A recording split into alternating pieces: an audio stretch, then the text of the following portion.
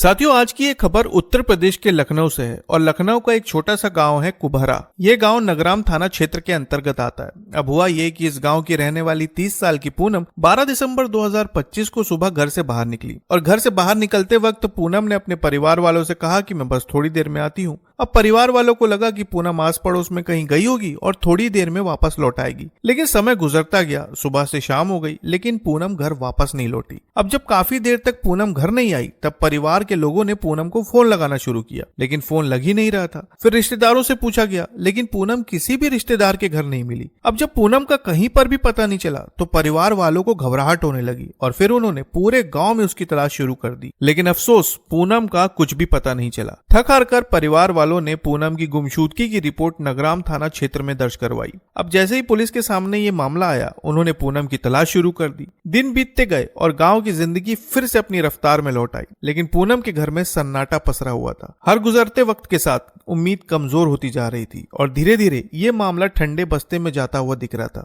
लेकिन फिर इसी दौरान एक खबर सामने आती है। गांव के पश्चिमी क्षेत्र में सरसों के खेत है और वहां पर 7 जनवरी को जब कुछ लोग उस खेत से गुजर रहे थे, तभी अचानक उनकी नजर किसी चीज पर पड़ी। हालांकि दूर से उन्हें उतना कुछ साफ दिखाई नहीं दे रहा था, लेकिन जैसे ही वे करीब पहुंचे, वहां का मंजर देखकर उनकी हालत खराब हो गई, क्योंकि वहां पर एक मानव कंकाल पड़ा हुआ था। धीरे धीरे कंकाल मिलने की खबर पूरे गांव में आग की तरह फैलने लगी और देखते ही देखते खेत के आसपास लोगों की भीड़ इकट्ठा हो गई। फिर कुछ ग्रामीणों ने तत्काल इसकी सूचना पुलिस को दी और सूचना मिलते ही नगराम पुलिस मौके पर पहुंच गई। खेत के बीचों बीच पड़ा ये दृश्य किसी को भी झंझोड़ देने वाला था। वो मानव कंकाल बेहद बुरी स्थिति में था और शुरुआत में उस कंकाल को देखकर ये पता लगाना मुश्किल था कि आखिर कंकाल किसका है। लेकिन तभी पुलिस की नजर कंकाल के पास पड़ी एक साड़ी पर गई, जिसके बाद पुलिस ने मौके पर मौजूद लोगों से पूछताछ की, लेकिन उस वक्त कोई भी कंकाल या उस साड़ी को नहीं पहचानता था। लेकिन अब इस साड़ी की खबर गांव में फैलने लगी। तब पूनम के पति पीताम्बर मौके पर पहुंचे। उन्होंने साड़ी को बड़ी ही गौर से देखा और आशंका जताई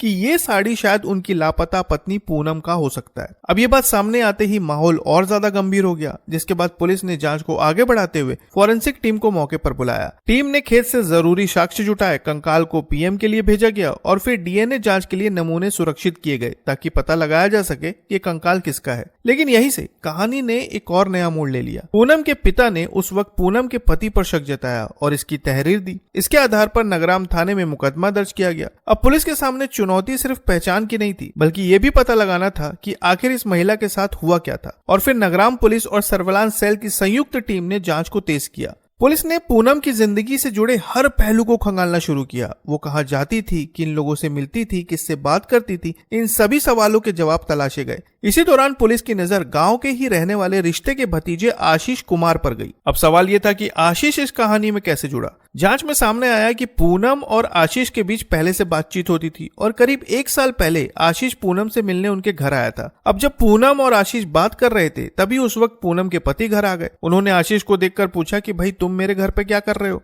तब इस बात पर पूनम ने कहा कि आशीष असल में उनकी बड़ी बहन की बेटी से बातें करता है।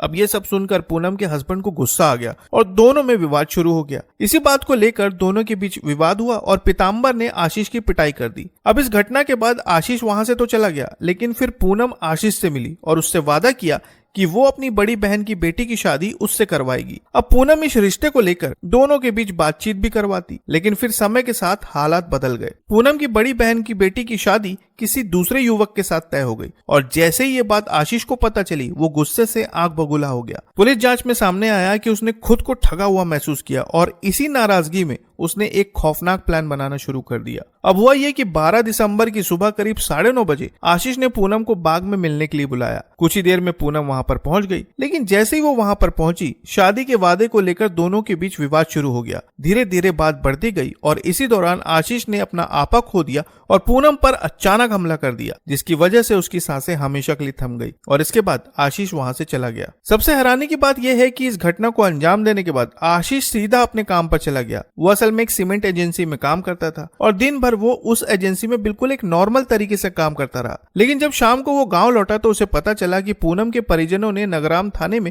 उसकी गुमशुदगी की रिपोर्ट दर्ज करवाई है। और ये सब सुनते ही वो बुरी तरह से घबरा गया, क्योंकि उसे पता चल गया था कि अब ये मामला पुलिस तक पहुंच चुका है। अब इसी डर में उसने उसी रात करीब 10 बजे शव को छिपाने का फैसला किया। वो शव को गांव के पश्चिम इलाके में स्थित सरसों के खेत में ले गया और वहां पर फेंक दिया ताकि पहचान न हो सके। लेकिन वक्त के साथ शव कंकाल में बदल गया और वही कंकाल इस पूरे मामले का सबसे बड़ा सबूत बना। 19 जनवरी सोमवार को पुलिस ने कुबहरा गांव से आशीष कुमार को गिरफ्तार किया। पूछताछ में उसने पूरी वारदात की जानकारी दी। उसकी निशानदेही पर पुलिस ने पूनम का मंगलसूत्र, लॉकेट और पायल बरामद कर ली है। इन आभूषणों की पहचान पूनम के परिजनों ने कर ली है, जिससे पुलिस के पास इस मामले में मजबूत साक्ष्य सामने आए हैं। इस मामले में पुलिस ने आरोपी को न्यायिक अभिरक्षा में भेज दिया है। बरामद साक्ष्यों और दर्ज बयानों के आधार पर आगे की कानूनी प्रक्रिया पूरी की जा रही है। तो साथियों, ये था लखनऊ का वो मामला जिसके खुलासे ने सभी को चौंका कर रख दिया। आप इस मामले में क्या कहना चाहेंगे कमेंट में जरूर बताएं और नई खबरों के लिए चैनल को सब्सक्राइब करना ना भूलें। तो फिर मिलते हैं बिल्कुल एक नई खबर के साथ। तब तक के लिए आपका बहुत बहुत धन्यवाद।